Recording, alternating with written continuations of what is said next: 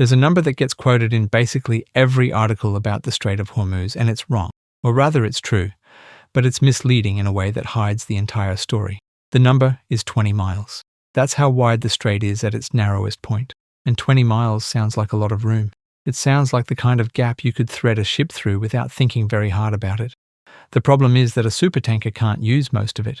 The water a fully loaded tanker can actually travel through is a corridor a couple of miles wide, hemmed in on both sides, in a place where roughly a fifth of the world's oil has to physically squeeze past at any moment. And navigating that corridor turns out to involve a stack of problems that almost nobody thinks about, each one stranger than the last. Phantom ships, a force that drags the hull toward the seabed, a captain flying half-blind through a screen full of lies, and a 600-year-old argument about whether anyone's allowed to charge a toll. So, let's actually go through it. Here's what's really going on when one of these things makes the crossing. The first thing to understand is that the corridor isn't a free-for-all. It's organized like a motorway.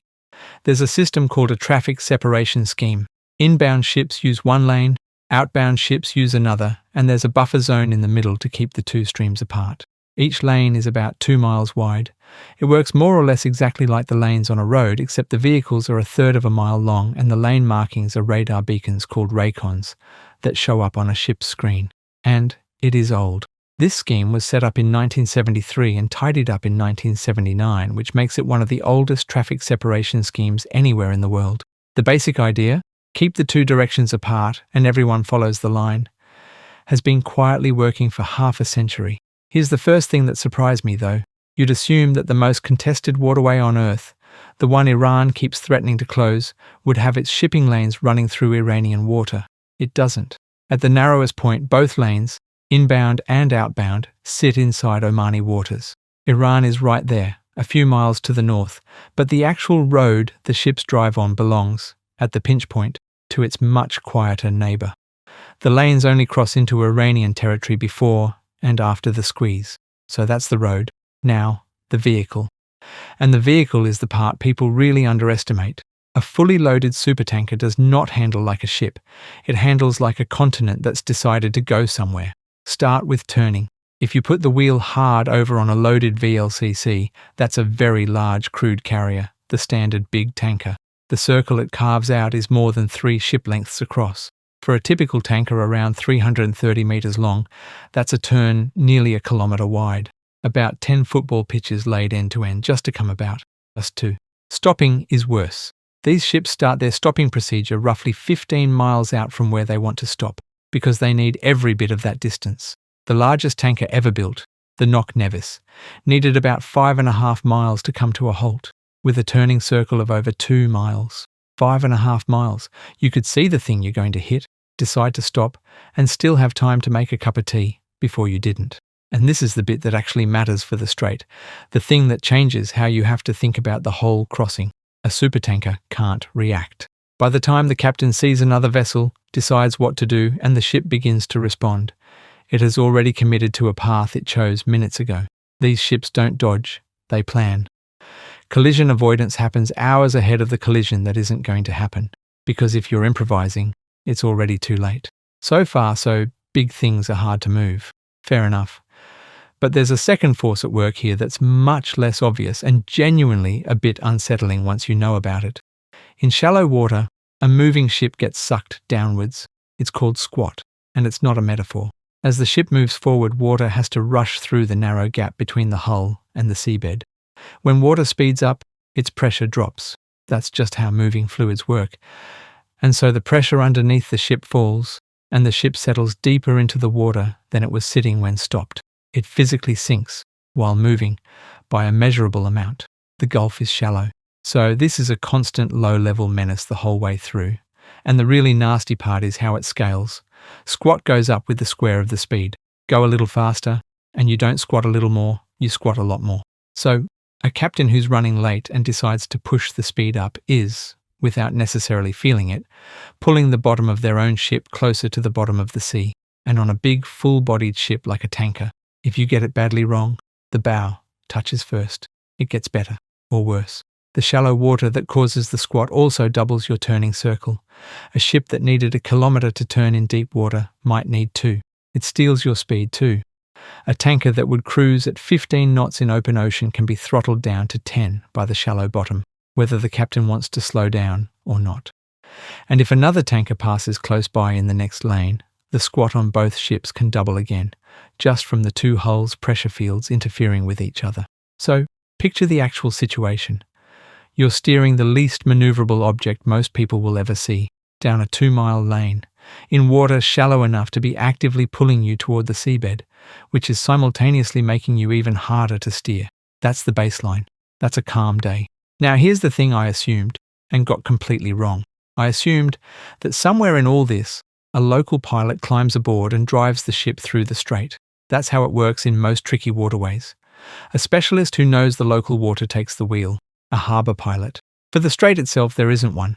The crossing runs on a legal principle called transit passage, the right of a ship to pass through an international strait, continuously and without being stopped, and crucially, a right that can't be suspended even in wartime.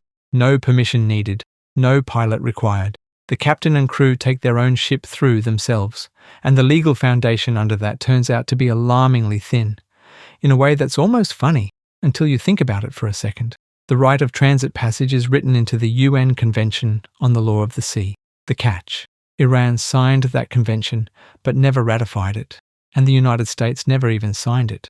So the two countries whose standoff defines the entire waterway are both technically outside the treaty that's supposed to govern it. The orderly system everyone relies on isn't really resting on a law both sides agreed to. It's resting on custom, on the idea that everyone has always done it this way, so everyone will keep doing it this way. Iran's actual position, when it suits them, is that they only have to offer the older, weaker version of the rule, innocent passage, which, unlike transit passage, can be switched off. The whole calm, orderly motorway is, legally, a handshake that one of the parties keeps hinting it might not honour. Which brings us to the strangest hazard of the modern strait. Not a mine, not a missile, a lie told to the ship's instruments. When tankers enter the strait now, their navigation screens start reporting things that cannot be true. Supertankers shown circling in the middle of dry land. Cargo ships apparently sailing straight through an airport. Vessels drifting on the screen through the middle of a nuclear power plant. This is GPS spoofing, and it's worth being precise about what it is, because it's nastier than simple jamming. Jamming just blocks the signal. Your GPS stops working, which is bad, but you know it's not working. Spoofing feeds the ship a fake signal that looks completely real. The ship believes it. It calculates a confident, precise position that is entirely wrong. And here's the bit that turns one ship's problem into everyone's problem. Ships constantly broadcast their position to each other so they can see who's around. When a ship is spoofed into a false position, it broadcasts that false position. So every other ship nearby now sees a phantom, a vessel that appears to be somewhere it absolutely is not. Multiply that across a crowded strait and the result is a screen full of ghosts. In one 24-hour stretch, interference like this hit more than 1,100 ships across the Gulf. It has already caused at least one collision. In 2025, 2 oil tankers collided off the coast of the UAE, and electronic navigation interference is thought to have been a factor. Now, remember everything from earlier. A single ship on a clear day could probably pick its way through the strait carefully, even with a dodgy GPS. But this isn't a single ship on a clear day. This is a captain looking at a chart showing hundreds of vessels in positions that are partly or entirely fictional, with no reliable way to tell the real ships from the ghosts, while steering something that takes 5 miles to stop and a kilometre to turn. As one expert put it, it's just chaos on the display, and very few captains are willing to push a supertanker into that. There's a final cruelty here. You'd think the obvious answer is to fall back on older, non-satellite methods, and crews can. But if a ship relies on a backup system that isn't formally approved, and something then goes wrong, the insurance payout might not come. So the sensible workaround can sit there, unused, precisely when it's needed most, because using it might void the cover on a ship carrying 2 million barrels of oil. And then, on top of the physics and the fake signals, there are the people. Tankers in the strait have been radioed and ordered to stop and be boarded mid-passage. In one incident, a tanker was approached by 3 pairs of small armed boats, hailed over the radio, and told to stop its engines and prepare to be boarded. The ship's response was to increase speed and hold its course, which, given everything we've just covered about how tankers handle tells you how much the crew did not want to find out what came next. And the thing the navies actually worry about isn't a warship, it's a fishing boat. The threat in the strait is deliberately small and scattered. Drones launched off the back of a truck, mines dropped over the side of a dhow or a pleasure craft. You cannot escort your way out of that because there's nothing big to escort against. The shallow water that causes the squat also happens to be nearly perfect for hiding mines, cheaply, in enormous numbers. And none of this is new. In the late 1980s, during the so-called tanker war, the US Navy ran the largest convoy operation since the Second World War to walk reflagged tankers through this exact strait, past this exact threat. The current debates about how to protect shipping through Hormuz are, almost beat for beat, a rerun of an argument from 40 years ago, which leaves the last problem, and it's the oldest one of all. The question of whether anyone is allowed to charge for the privilege. There's been a quiet shift in how some ships move through the strait, a pattern of vessels hugging the Iranian coast, taking a route between two Iranian islands, in what analysts have started calling a permission-based system.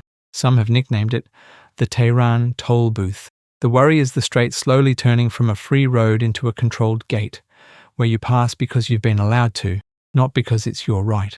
And the reason the rest of the world reacts to that with genuine alarm goes back 600 years. For centuries, Denmark charged a toll on every ship passing through a strait into the Baltic.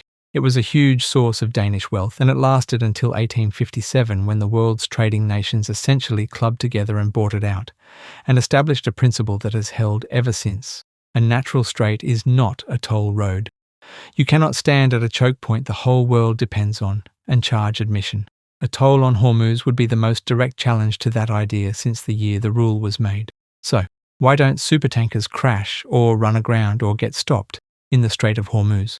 The honest answer is that the absence of disaster is doing an enormous amount of quiet work. It's a couple-of-mile lane that mostly sits in Omani water.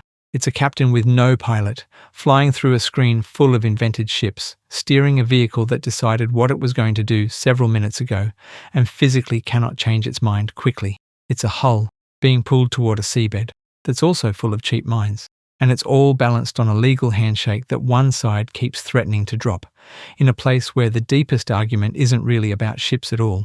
It's about whether a piece of water that the whole world needs can ever belong to the country sitting next to it. The remarkable thing isn't that it occasionally goes wrong. It's that most days, all of that lines up, and a third of a mile of steel and oil slides through the gap on time, and nobody watching from the shore thinks anything of it at all.